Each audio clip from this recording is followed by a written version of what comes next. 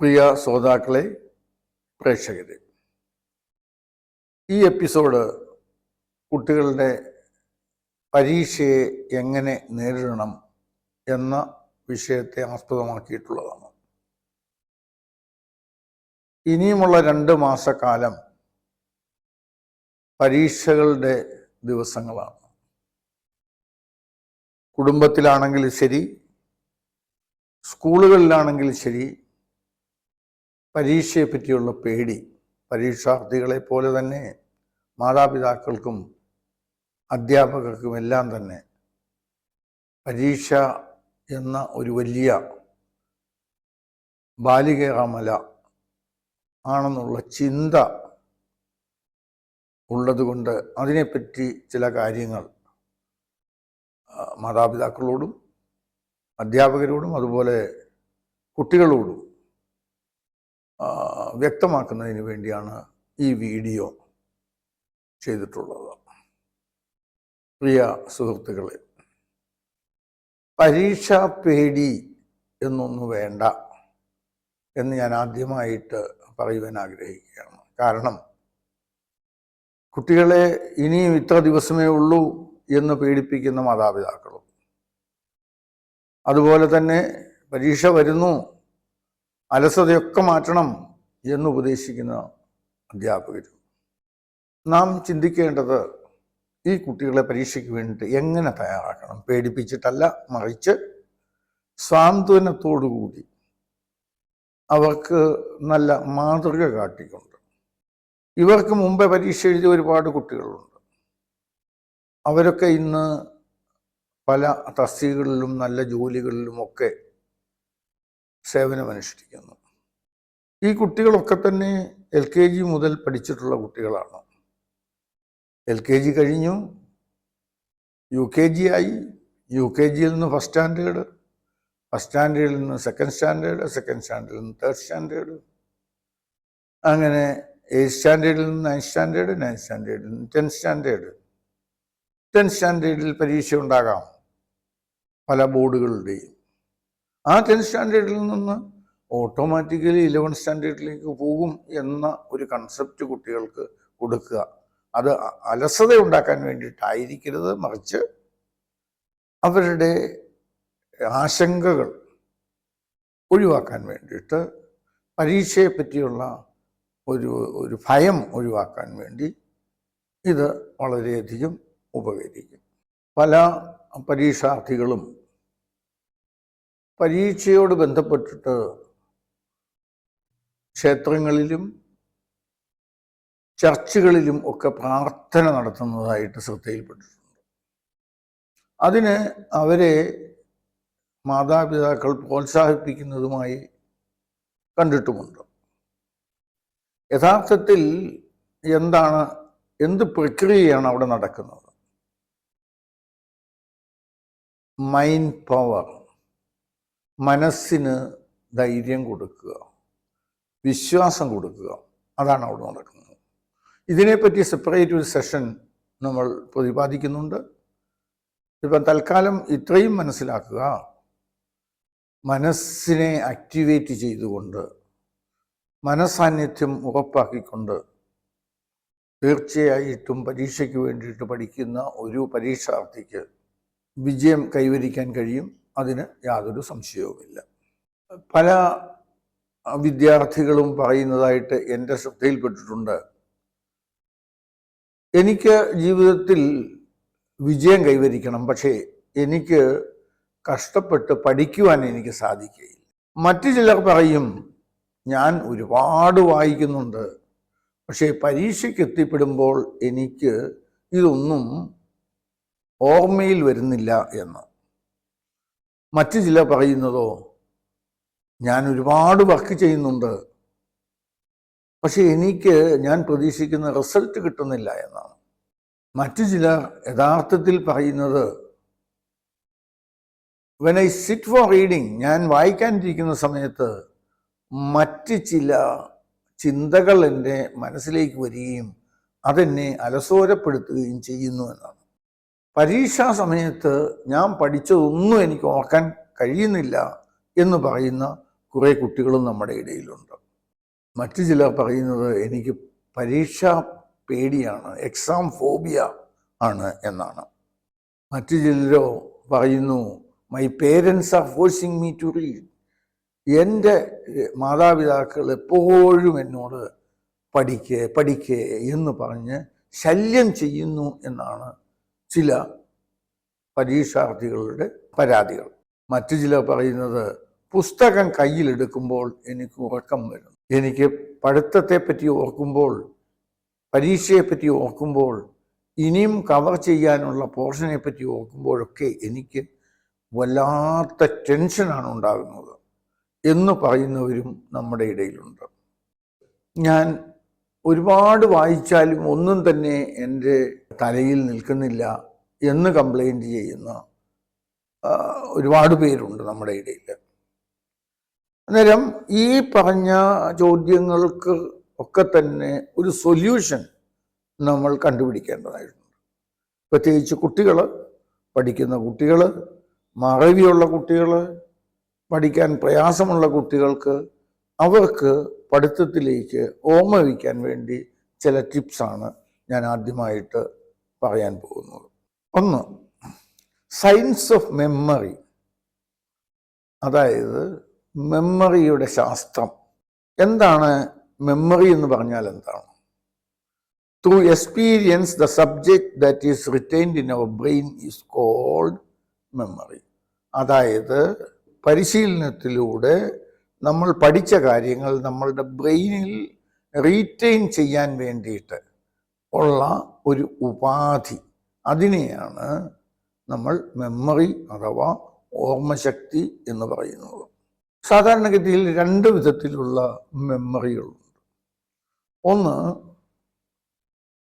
Natural memory, മറ്റൊന്ന് mechanical memory. എന്താണ് natural memory? Natural memory എന്ന് പറയുമ്പോൾ നമ്മൾ സാധാരണഗതിയിൽ ഒരു പ്രത്യേക സംഭവമുണ്ടെങ്കിൽ നമ്മളത് ഓർമ്മയിൽ ഉണ്ടാകുന്നു. അതായത് നമ്മുടെ സ്വാതന്ത്ര്യദിനം എന്നാണ്, അത് പ്രത്യേകിച്ച് എന്നും നമ്മൾ പറയാതെ കണ്ട് തന്നെ കുട്ടികളുടെ മനസ്സിലേക്ക് വരുന്നു. അത് നാച്ചുറൽ മെമ്മറിയാണ്. അതുപോലെ തന്നെ ഉദാഹരണത്തിന് ഒരു പ്രശസ്ത വ്യക്തി നിങ്ങളുടെ സ്കൂൾ വിസിറ്റ് ചെയ്യുകയും സ്കൂളിനെ പറ്റിയും വിദ്യാർത്ഥികളെ പറ്റിയും ഒക്കെ സംസാരിച്ച് നിങ്ങളെ അഭിസംബോധന ചെയ്യുകയും ചെയ്യുന്നു. ആ ദിവസം ഒരു പക്ഷേ നിങ്ങളെ സംബന്ധിച്ചിടത്തോളം വളരെ പ്രധാനപ്പെട്ട ദിവസമായതുകൊണ്ട് ആ ദിവസം നിങ്ങൾ ഓർമ്മയിൽ വയ്ക്കും. അതിനെയാണ് നാച്ചുറൽ മെമ്മറി അല്ലെങ്കിൽ സാധാരണ മെമ്മറി എന്ന് പറയുന്നത്. എന്നാൽ എന്താണ് ഈ മെക്കാനിക്കൽ മെമ്മറി? ഓർമ്മിക്കാൻ വേണ്ടി ചില ഉപാധികൾ ഉപയോഗിച്ച് അത് ഓർമ്മയിൽ റിറ്റെയിൻ ചെയ്യാൻ വേണ്ടി നമ്മൾ ശ്രമിക്കുന്നു. ഉദാഹരണത്തിന് ചെറുപ്പകാലങ്ങളിൽ കുട്ടികൾ പഴഞ്ചൊല്ലുകൾ പഠിക്കുന്നു, മൾട്ടിപ്ലിക്കേഷൻ ടേബിൾ, ഗുണന പട്ടികകൾ പഠിക്കുന്നു. ഇതൊക്കെ റിപ്പീറ്റേഷൻ മെത്തേഡിലൂടെ അവർ പഠിക്കുകയാണ് ചെയ്യുന്നത്. അതിനെ നമുക്ക് മെക്കാനിക്കൽ മെമ്മറി എന്ന് പറയാം. അതായത് നാച്ചുറൽ മെമ്മറിയും മെക്കാനിക്കൽ മെമ്മറിയും. നാച്ചുറലായിട്ട് വരുന്ന കാര്യങ്ങൾ സാധാരണഗതിയിൽ ഓർമ്മയിൽ പെട്ടെന്ന് വരും. അങ്ങനെ വരാത്ത കാര്യങ്ങൾ നമ്മൾ ഓർമ്മിച്ചെടുക്കാൻ വേണ്ടി ചില ഉപാധികൾ ഉപയോഗിക്കുകയും അതിനെ നമ്മൾ മെക്കാനിക്കൽ മെമ്മറി എന്ന് പറയുകയും ചെയ്യുന്നു. ഓർമ്മശക്തിയുടെ ശാസ്ത്രീയ വശങ്ങളെപ്പറ്റി നമുക്ക് പരിശോധിക്കാം. ഇവിടെ പ്രധാനമായും 3 കാര്യങ്ങളാണുള്ളത്. ഒന്ന് രജിസ്ട്രേഷൻ, 2 സ്റ്റോറേജ്, 3 റീകോൾ. അതായത് രജിസ്ട്രേഷൻ കൊണ്ട് ഉദ്ദേശിക്കുന്നത് നമ്മളുടെ പഞ്ചേന്ദ്രിയങ്ങൾ ഉപയോഗിച്ച്, 5 സെൻസ് ഓർഗൻസ് ഉപയോഗിച്ച് ആ ഇൻഫർമേഷനെ ഏത് രീതിയിലാണ് നമ്മളുടെ ബ്രെയിനിലേക്ക് നമ്മൾ രജിസ്റ്റർ ചെയ്തിട്ടുള്ളത് അഥവാ പതിപ്പിച്ച് കൊടുത്തിട്ടുള്ളത് എന്നുള്ളതാണ് ഉദ്ദേശിക്കുന്നത്. നമ്മൾ ഏറ്റവും കൂടുതൽ സെൻസ് ഓർഗൻസിനെ ഉപയോഗിച്ചുകൊണ്ട് അത് രജിസ്റ്റർ ചെയ്തു കഴിഞ്ഞാൽ നമ്മുടെ ഓർമ്മശക്തി കൂടുതലായിരിക്കും. രണ്ടാമത്തെ പ്രധാന പോയിന്റ് സ്റ്റോറേജ് ആണ്. അതായത് നമ്മൾക്ക് കിട്ടിയ ഇൻഫർമേഷൻ അഥവാ നമ്മൾ പഠിച്ച കാര്യങ്ങൾ ഏത് രീതിയിലാണ് നമ്മൾ സംഭരണം ചെയ്തിട്ടുള്ളത്, അതായത് സ്റ്റോർ ചെയ്തിട്ടുള്ളത് എന്നുള്ളതാണ്. അതായത് നമ്മൾ നല്ല രീതിയിൽ അത് സംഭരിച്ച് വെച്ച് കഴിഞ്ഞാൽ നമ്മൾക്ക് ആവശ്യമുള്ള സമയത്ത് അത് റീകോൾ ചെയ്യാൻ നമുക്ക് എളുപ്പമായിരിക്കും. സ്റ്റോറേജ് കഴിഞ്ഞു കഴിഞ്ഞാൽ മൂന്നാമത്തെ പ്രധാന പോയിന്റ് റീകോൾ അഥവാ തിരിച്ചു വിളിക്കുക അല്ലെ തിരിച്ചെടുക്കുക. നമുക്ക് ആവശ്യമുള്ളപ്പോൾ, അതായത് ഒരുപക്ഷെ എക്സാമിനേഷൻ ഹാളിലായിരിക്കാം, അല്ലെങ്കിൽ ക്ലാസ്സിൽ അധ്യാപകർ ചോദ്യം ചോദിക്കുന്ന അവസരത്തിലായിരിക്കാം, നമ്മൾ പഠിച്ചു വെച്ച കാര്യങ്ങൾ പെട്ടെന്ന് നമുക്ക് റീകോൾ ചെയ്യണമെന്നുണ്ടെങ്കിൽ അതിൻ്റെ രജിസ്ട്രേഷനും സ്റ്റോറേജും നന്നായിരിക്കണം. ഇവിടെ ഒരു ചോദ്യം ഉയർന്നേക്കാം, ഒരു മനുഷ്യൻ്റെ സ്റ്റോറേജ് കപ്പാസിറ്റി, ബ്രെയിനിൻ്റെ സ്റ്റോറേജ് കപ്പാസിറ്റി എത്രയാണ്, എങ്ങനെയാണ് അത് മനസ്സിലാക്കാൻ സാധിക്കുക എന്ന്. ഒരു സാധാരണ മനുഷ്യൻ്റെ ബ്രെയിനിൻ്റെ സ്റ്റോറേജ് കപ്പാസിറ്റി 2.5 PB ആണ്. അത് IT പ്രൊഫഷണൽസിനും അതുപോലെ തന്നെ കമ്പ്യൂട്ടർ ഓപ്പറേറ്റേഴ്സ് ഇതുമായിട്ടുള്ള ട്രെയിനിങ് ചെയ്തിട്ടുള്ളവർക്ക് അത് ഒരു പക്ഷെങ്കിൽ വളരെ വ്യക്തമായിട്ട് മനസ്സിലാക്കി തരുവാൻ സാധിക്കും. കുറച്ചുകൂടി ലളിതമായിട്ട് പറഞ്ഞു കഴിഞ്ഞാൽ 2.5 PB എന്ന് പറയുന്ന ആ കൺസെപ്റ്റ് ഏകദേശം 5 ലക്ഷം DVD-യിൽ നമ്മൾ കോപ്പി ചെയ്ത് ഇടുവാൻ സഹായിക്കുന്ന അത്രയും കപ്പാസിറ്റി ഓരോ വ്യക്തിയുടെയും ബ്രെയിനുണ്ട് എന്നുള്ളതാണ്. അസാധാരണമായ കഴിവുകൾ തന്നിട്ടാണ് ഓരോ വ്യക്തിയെയും ജഗദീശ്വരൻ ലോകത്തിലേക്ക് അയച്ചിട്ടുള്ളത് എന്ന് നാം പറയുമ്പോൾ അത് എത്രമാത്രം വ്യക്തമാണ് എന്നുള്ളത് നമുക്ക് മനസ്സിലാകും. കാരണം നമ്മൾ എത്രമാത്രം വിഷയങ്ങളാണ് ഓരോ ദിവസവും കൈകാര്യം ചെയ്യുന്നത്. നമ്മൾ പഠിക്കുന്ന ഓരോ വിഷയവും science, social studies, history, physics, geology എന്ന് വേണ്ട ഇന്ന് വന്ന പത്രത്തിലെ വാർത്തകൾ, ജനറൽ നോളജ് പഠിച്ചത്, മറ്റ് രാഷ്ട്രീയ അന്താരാഷ്ട്രീയ വിഷയങ്ങൾ, അയൽവാസികളുടെ വിവരങ്ങൾ, നമ്മുടെ സുഹൃത്തുക്കളുടെ വിവരങ്ങൾ, വന്ന ഫോൺ സന്ദേശങ്ങൾ, ഇതെല്ലാം നമ്മളുടെ ബ്രെയിനിൽ നമ്മൾ സൂക്ഷിക്കുകയാണ്. അതായത് നമ്മുടെ ബ്രെയിനിന് ഒരുപാട് കപ്പാസിറ്റികളുണ്ട്. ഈ കപ്പാസിറ്റി നമ്മൾ യഥാർത്ഥത്തിൽ കാര്യമായിട്ട് ഉപയോഗിക്കുന്നുണ്ടോ എന്നുള്ളതാണ് ഇവിടെ പ്രധാന വിഷയം. ഇവിടെ ഒരു കാര്യം സൂചിപ്പിക്കുവാൻ ഞാൻ ആഗ്രഹിക്കുകയാണ്. 1981 റോജർ സ്പെറി എന്ന ഒരു സയൻറ്റിസ്റ്റിന് 2 ബ്രെയിൻ തിയറിയെ സംബന്ധിച്ച അദ്ദേഹത്തിൻ്റെ പഠനത്തിന് അദ്ദേഹത്തിന് നോബൽ പ്രൈസ് കിട്ടുകയുണ്ടായി. അദ്ദേഹമാണ് ആദ്യമായിട്ട് മനുഷ്യ ബ്രെയിനിന് 2 തലങ്ങളുണ്ട് എന്ന് കണ്ടുപിടിച്ച അദ്ദേഹമാണ്. ലെഫ്റ്റ് ബ്രെയിൻ എന്നും റൈറ്റ് ബ്രെയിൻ എന്നും പറയുന്ന 2 കൺസെപ്റ്റുകൾ അദ്ദേഹം കണ്ടുപിടിച്ച് അത് ലോകശാസ്ത്രജ്ഞന്മാരെ മനസ്സിലാക്കിയതിന്, സമൂഹത്തെ പഠിപ്പിച്ചതിനാണ് അദ്ദേഹത്തിന് 1981 നോബൽ പ്രൈസ് കിട്ടിയത്. ഈ left brain right brain concept നമ്മൾ യഥാർത്ഥത്തിൽ ആലോചിച്ചു കഴിഞ്ഞാൽ നമ്മളുടെ സ്കൂളുകളിലും കോളേജുകളിലും ഒക്കെ തന്നെ നടക്കുന്നത് ലെഫ്റ്റ് ബ്രെയിൻ ഡെവലപ്മെൻ്റ് ആണ്. അതായത് പല വിഷയങ്ങൾ നമ്മൾ പഠിക്കുന്നു. നമ്മൾ പഠിക്കുന്ന മാത്തമാറ്റിക്സും ഇംഗ്ലീഷും ലാംഗ്വേജും ഫിസിക്സും കെമിസ്ട്രിയും മാത്തമാറ്റിക്സ് എല്ലാം തന്നെ ലെഫ്റ്റ് ബ്രെയിൻ ഡെവലപ്മെൻറ്റിന് വേണ്ടിയിട്ടുള്ള സബ്ജക്റ്റുകൾ. അതായത് logical analysis, sequencing, mathematics, different languages, facts, figures, think of words, words of song, computer, IT, AI, ഇതെല്ലാം തന്നെ ലെഫ്റ്റ് ബ്രെയിൻ കൺസെപ്റ്റാണ്. എന്നാൽ റൈറ്റ് ബ്രെയിൻ കൺസെപ്റ്റ് എന്താണ്?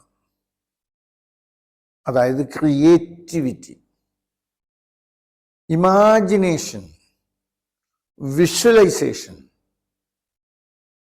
holistic thinking, intuition, rhythms, non-verbal actions and feelings, visualization, tune of songs, daydreaming, ഇതെല്ലാം തന്നെ right brain concept. അതായത് creativity, കുട്ടികൾക്ക് അധ്യാപകർ കൊടുക്കുന്ന പ്രോജക്ട്സ് അവരുടെ ക്രിയേറ്റിവിറ്റി ഇൻക്രീസ് ചെയ്യാൻ വേണ്ടി വളരെയധികം സഹായകമാകും. ഇമാജിനേഷൻ, ഡേ ഡ്രീമിങ് പറഞ്ഞു. ഏതെങ്കിലും ഒരു കുട്ടി അഥവാ ക്ലാസ്സിലിരുന്ന് അല്ലെ വീട്ടിലിരുന്ന് എന്തെങ്കിലും ചിന്തിച്ചു കഴിഞ്ഞാൽ അധ്യാപകരോ രക്ഷിതാക്കളോ ആദ്യം പറയുന്ന എന്താടാ നീ സ്വപ്നം കാണുന്ന, പോയി പുസ്തകം എടുത്ത് പഠിക്കുക എന്നാണ്. കുട്ടികൾക്ക് ചിന്തിക്കാൻ അവസരം നമ്മൾ കൊടുക്കുന്നുണ്ടോ? ക്ലാസ്സിലാണെങ്കിൽ നല്ല രീതിയിൽ മാത്തമാറ്റിക്സ് ചെയ്ത് ഉത്തരം കണ്ടുപിടിക്കുന്ന കുട്ടികളെ എല്ലാ അധ്യാപകർക്കും ഇഷ്ടമാണ്. അതേ സമയത്ത് ബാക്ക് ബെഞ്ചിലിരുന്ന് ഏതെങ്കിലും ഒരു ഡ്രോയിങ് വരച്ചുകൊണ്ടിരിക്കുന്ന കുട്ടിയെ ആരും ചിന്തിക്കുന്നില്ല. അലസനാണ്, ഉഴപ്പനാണ്, നാളെ അച്ഛനെ വിളിച്ചു കൊണ്ടുവരണം എന്ന് പറഞ്ഞ് ശാസിക്കുന്ന അധ്യാപകരുടെ എണ്ണം ഇപ്പോൾ കൂടി വരുന്നില്ലേ എന്നും ചിന്തിക്കേണ്ടതാണ്. ആരെയും കുറ്റമല്ല പറയുന്നത്. പക്ഷേ ഈ കുട്ടിയിലുള്ള കഴിവുകൾ കണ്ടെത്താൻ വേണ്ടി അധ്യാപകരിൽ ചിലരെങ്കിലും ശ്രമിച്ചിരുന്നു എങ്കിൽ അവനൊരു പക്ഷേ ഒരു നല്ല ഒരു ഡിസൈനറോ അല്ലെങ്കിൽ ഒരു നല്ല ആർട്ടിസ്റ്റോ നല്ല ഒരു ചിത്രം വരയ്ക്കുന്ന വ്യക്തിയോ ആയിത്തീരില്ലായിരുന്നോ എന്നുകൂടി നമ്മൾ ചിന്തിക്കേണ്ട വിഷയമല്ലേ. ഞാൻ അതിലേക്ക് കൂടുതൽ കടക്കുന്നില്ല. ഇവിടെ നമ്മൾ ലെഫ്റ്റ് ബ്രെയിനിൻ്റെ കൺസെപ്റ്റ് എന്താണെന്ന് നമ്മൾ ഏകദേശം മനസ്സിലാക്കി. ഇനി റൈറ്റ് ബ്രെയിനിൻ്റെ കാര്യം നമ്മൾ പറഞ്ഞു. Creativity, imagination, visualisation. എന്താണ് വിഷ്വലൈസേഷൻ? നമ്മൾ എന്താണ് കാണാൻ പോകുന്നത് ഒരു ഇമാജിൻ ചെയ്യുകയാണ്. I wanted to become the president of India. ഇന്ത്യയുടെ പ്രസിഡന്റ് ആകണം എനിക്ക് എന്ന് ചിന്തിക്കുക, വിഷ്വലൈസ് ചെയ്യുക. അത് മൈൻഡ് പവറിൽ കൂടി മൈൻഡിനെ ആക്ടിവേറ്റ് ചെയ്തുകൊണ്ട് അത് വിഷ്വലൈസ് ചെയ്യുക.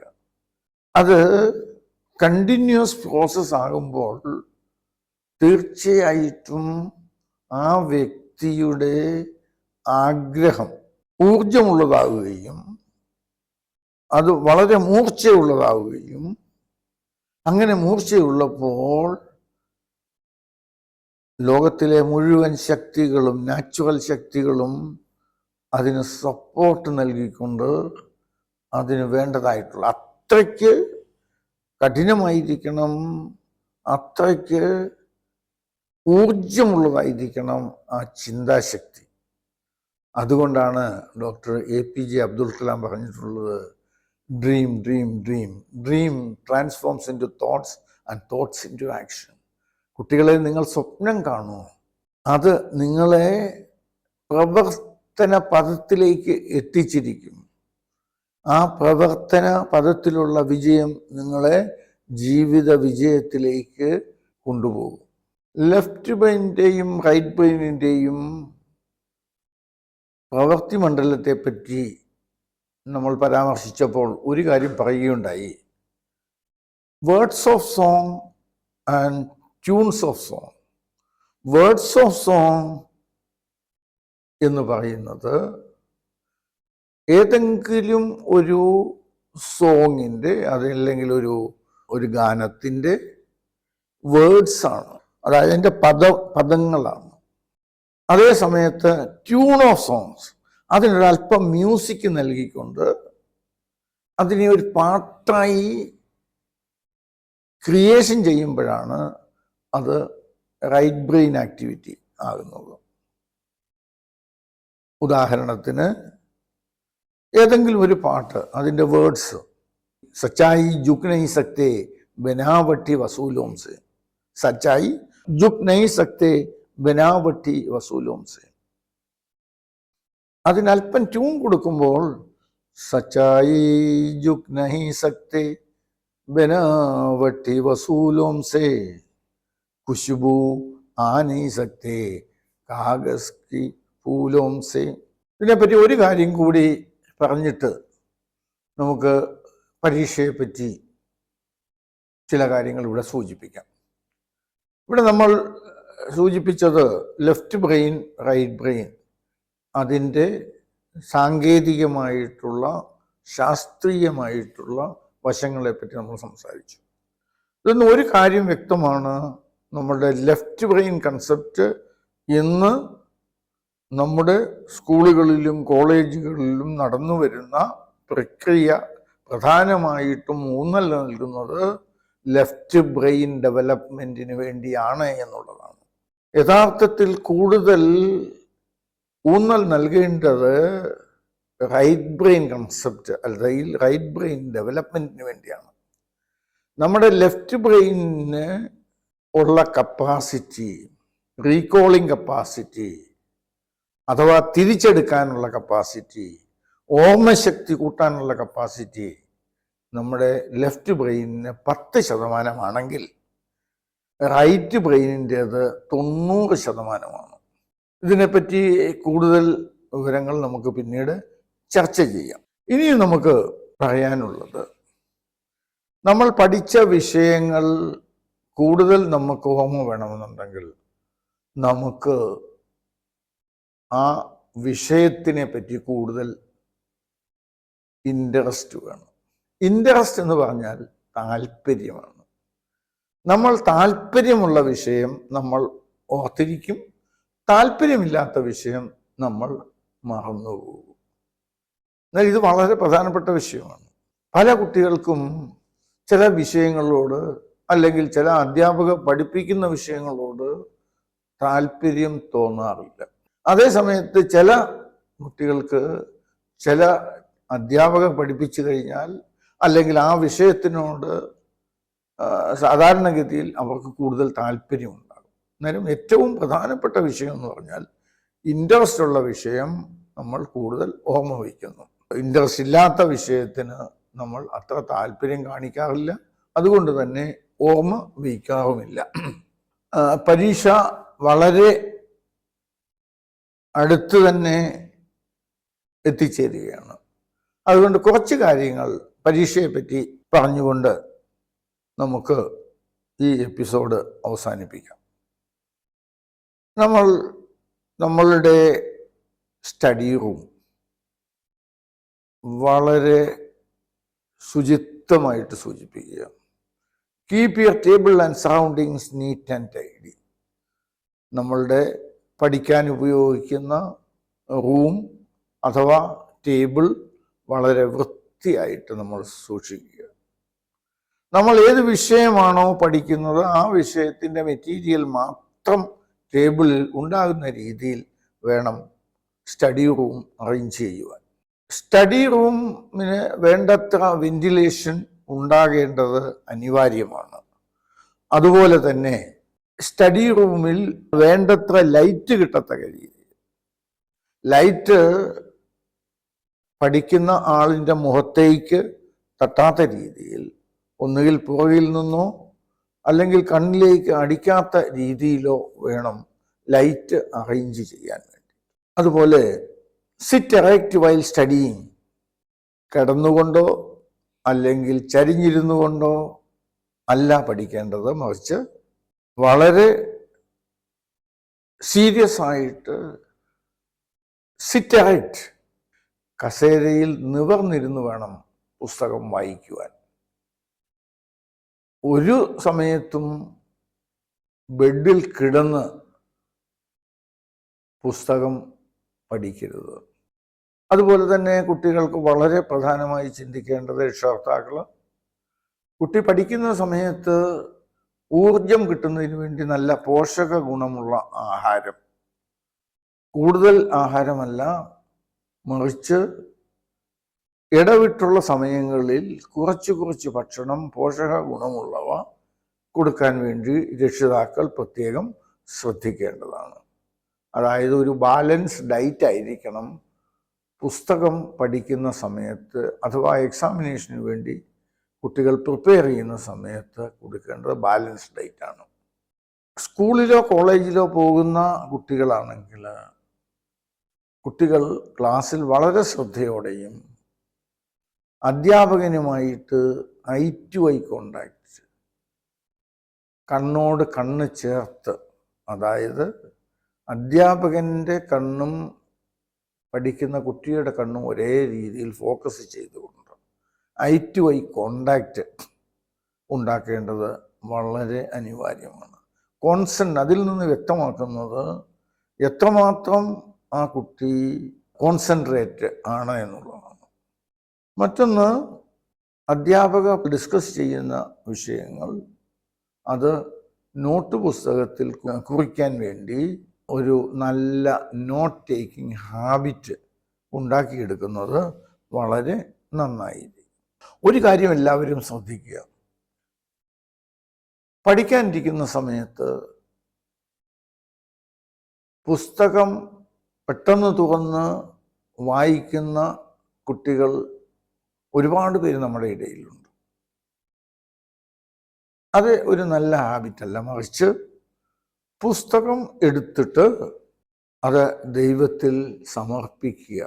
ആ സമയം നിങ്ങളുടെ അധ്യാപകനെയോ ആ വിഷയം പഠിപ്പിച്ച അധ്യാപികയെയോ ഒരു നിമിഷം മനസ്സിൽ ചിന്തിക്കുക. അതിനുശേഷം ബുക്ക് ക്ലോസ് ചെയ്യുക, അടച്ചു വയ്ക്കുക. അടച്ചു വെച്ചതിന് ശേഷം നിങ്ങളുടെ മനസ്സിൽ എന്തെങ്കിലും ആ വിഷയത്തെ പറ്റിയോ പഠിക്കാൻ പോകുന്ന വിഷയത്തെ പറ്റിയോ എന്തെങ്കിലും ഓർമ്മയുണ്ടോ എന്ന് ഒരു നിമിഷം ഒന്ന് ചിന്തിച്ചു നോക്കൂ. ഏത് വിഷയമാണോ നിങ്ങൾ പഠിക്കാൻ പോകുന്നത് ആ വിഷയത്തിൻ്റെ പർട്ടിക്കുലർ ചാപ്റ്ററിൽ നിങ്ങൾ അവസാനം പഠിച്ചതിന് ശേഷം അഥവാ വായിച്ചതിന് ശേഷം എന്തെങ്കിലും ഇപ്പോൾ ഓർമ്മയുണ്ടോ എന്ന് ഒരു നിമിഷം ചിന്തിക്കുക. ഒരു 2-3 നിമിഷം അതിനു വേണ്ടി മാറ്റിവെച്ചതിന് ശേഷം അതിനകത്ത് എന്തൊക്കെ നിങ്ങൾക്ക് ഓർമ്മ വന്നു, ഓക്കെ, വെൽ ആൻഡ് ഗുഡ്. അഥവാ ഒന്നും തന്നെ ഓർമ്മ വന്നില്ലെങ്കിൽ പോലും സാരമില്ല, പുസ്തകം തുറന്നു വെച്ച് വായിക്കുക. അന്നേരം ഈ ഒരു തുടക്കം നിങ്ങൾ എല്ലാ കുട്ടികളും സ്വായത്തമാക്കുക. ഓരോ പാരഗ്രാഫ് വായിച്ചതിന് ശേഷവും പുസ്തകം അടച്ചു വെച്ചിട്ട് എന്താണോ പഠിച്ചത് എന്നുള്ളതിനെ പറ്റി ഒരു നിമിഷം മനസ്സിൽ ചിന്തിക്കുക. അങ്ങനെ പഠിക്കാനിരിക്കുന്ന ആ സമയത്ത് അറ്റേ സ്ട്രെച്ച് മണിക്കൂറുകൾ സ്പെൻഡ് ചെയ്യാതെ കണ്ട് ഒരു മനുഷ്യന് മാക്സിമം കോൺസെൻട്രേറ്റ് ചെയ്യാൻ കഴിയുന്നത് 20 to 25 മിനിറ്റ്സ് ആണ്. അതായത് ഒരു 25 മിനിറ്റ്സ് വരെ ഇതുപോലെ വായിക്കുക. 5 മിനിറ്റ് ബ്രേക്ക് കൊടുക്കുക. 5 മിനിറ്റ് ബ്രേക്ക് കൊടുത്തതിന് ശേഷം ഈ ബ്രേക്ക് കൊടുക്കുന്ന സമയത്ത് നേരെ പോയി TV കാണരുത്, അല്ലെങ്കിൽ മറ്റെന്തെങ്കിലും മാനസിക സംഘർഷം ഉണ്ടാക്കുന്ന രീതിയിലുള്ള പ്രവർത്തനങ്ങളിൽ ഏർപ്പെടരുത്. 5 മിനിറ്റ് കഴിഞ്ഞതിന് ശേഷം വീണ്ടും പഠിക്കാൻ തുടങ്ങുക. അങ്ങനെ at a stretch 25 minute 5 minute break, 25 minute 5 minute break, അങ്ങനെ 2 മണിക്കൂറോളം പഠിച്ചതിന് ശേഷം ഒരു വിഷയം അവസാനിപ്പിച്ചിട്ട് വേണമെങ്കിൽ 10-15 മിനിറ്റ് ബ്രേക്ക് കൊടുത്തുകൊണ്ട് അടുത്ത വിഷയത്തിലേക്ക് കടക്കാം. ബ്രേക്കിൻ്റെ സമയത്ത് പ്രത്യേകം ശ്രദ്ധിക്കേണ്ടത്, ആ സമയങ്ങളിൽ പഠിച്ച വിഷയങ്ങൾ വീട്ടിലുള്ള മറ്റ് അംഗങ്ങളുമായിട്ട് ചർച്ച ചെയ്യുകയോ അല്ലെങ്കിൽ സ്വയം വിശകലനം ചെയ്യുകയോ ആകാം. പരീക്ഷാ സമയങ്ങളിലോ പരീക്ഷയ്ക്ക് വേണ്ടി തയ്യാറെടുക്കുമ്പോഴോ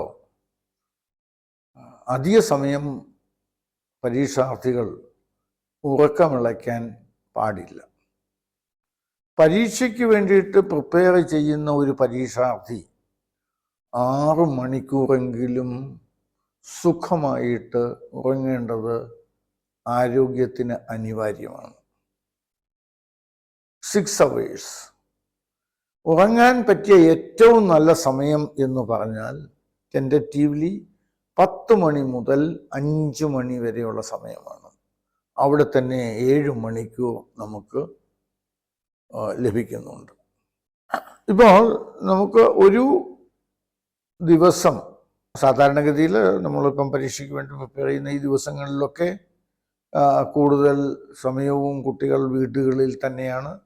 അതുകൊണ്ട് ഒരു ദിവസത്തെ 24 മണിക്കൂർ അത് മറ്റെങ്ങും യാത്ര ചെയ്യാതെ, സ്കൂളിലേക്ക് പോകാതെ വീട്ടിൽ തന്നെ കോൺസെൻട്രേറ്റ് ചെയ്തുകൊണ്ടിരിക്കുന്ന ഒരു കുട്ടിക്ക് ഒരു ദിവസത്തെ 24 മണിക്കൂറിൽ 6 മണിക്കൂർ ഉറക്കത്തിന് വേണ്ടി ചെലവഴിച്ചു കഴിഞ്ഞാൽ ബാക്കി 18 മണിക്കൂറാണുള്ളൂ. സ്വന്തം ആവശ്യങ്ങൾക്ക് വേണ്ടി, ദിനചര്യകൾക്ക് വേണ്ടി 1.5 മണിക്കൂർ ചിലവാക്കി കഴിഞ്ഞു കഴിഞ്ഞാൽ ബാക്കി 16.5 മണിക്കൂർ ബാക്കിയുണ്ട്. അതിലൊരു 30 മിനിറ്റ്, അരമണിക്കൂർ സമയം പ്രയറിന് വേണ്ടിയും പ്രാർത്ഥനയ്ക്ക് വേണ്ടിയിട്ടും അതുപോലെ ചെറിയ ചെറിയ എക്സസൈസുകൾ, ചെറിയ യോഗകൾ ഒക്കെ ചെയ്യാൻ വേണ്ടിയിട്ട് ഒരു 30 മിനിറ്റ് ചിലവഴിച്ചു കഴിഞ്ഞാൽ ബാക്കി 16 hours ക്ലിയർ ആയിട്ട് കുട്ടികൾക്ക് പഠിക്കാൻ വേണ്ടി കിട്ടും. ഈ 16 മണിക്കൂറിനെ 8 സെഗ്മെൻറ്റ്സ് ആയിട്ട് നമ്മൾ വിഭജിച്ചു കഴിഞ്ഞാൽ ഓരോ സെഗ്മെൻറ്റിനും 2 മണിക്കൂർ വെച്ച് കുട്ടികൾക്ക് കിട്ടും. ഈ 2 മണിക്കൂർ ഓരോ വിഷയം പഠിക്കാൻ വേണ്ടിയിട്ട്, അല്ലെങ്കിൽ പരീക്ഷയോട് അടുക്കുന്ന സമയത്ത് എങ്ങനെ ചെലവഴിക്കണം എന്നുള്ളതിൻ്റെ ഒരു രൂപരേഖ ഉണ്ടാക്കി കൊടുക്കുവാൻ ഒരു നല്ല അധ്യാപകനും അതുപോലെ തന്നെ നല്ല രക്ഷിതാവിനും കഴിയണം. ഓരോ 25 മിനിറ്റ് കഴിയുമ്പോഴും 5 മിനിറ്റ് ഗ്യാപ്പ് കൊടുക്കേണ്ടത് അനിവാര്യമാണ്. അത് നേരത്തെ സൂചിപ്പിച്ചിരുന്നല്ലോ. 1.5 മണിക്കൂർ നമ്മൾ പ്രേയറിനും മറ്റ് നമ്മളുടെ പേഴ്സണൽ നീഡ്സിനും ദിനചര്യകൾക്കും യോഗ പോലുള്ള ചെറിയ ചെറിയ എക്സസൈസ് ചെയ്യുന്നതിനും വേണ്ടി വിനിയോഗിക്കാം. അതുപോലെ 2 മണിക്കൂറിൻ്റെ 8 സെഗ്മെൻറ്റ്സ് വളരെ കൃത്യമായിട്ട് പഠനത്തിന് വേണ്ടിയിട്ട് ഉപയോഗിച്ചു കഴിഞ്ഞാൽ തീർച്ചയായിട്ടും അത് വിജയം കൈവരിക്കാൻ സാധിക്കുമെന്നുള്ളതിൽ യാതൊരു സംശയവുമില്ല. ഈ എപ്പിസോഡ് ഇവിടെ അവസാനിക്കുകയാണ്. അടുത്ത എപ്പിസോഡ് അടുത്ത മണിക്കൂറുകളിൽ തന്നെ റിലീസ് ചെയ്യാമെന്ന് ആഗ്രഹിക്കുകയാണ്. എല്ലാ ഭാവുകങ്ങളും നേർന്നുകൊണ്ട് നന്ദി, നമസ്കാരം.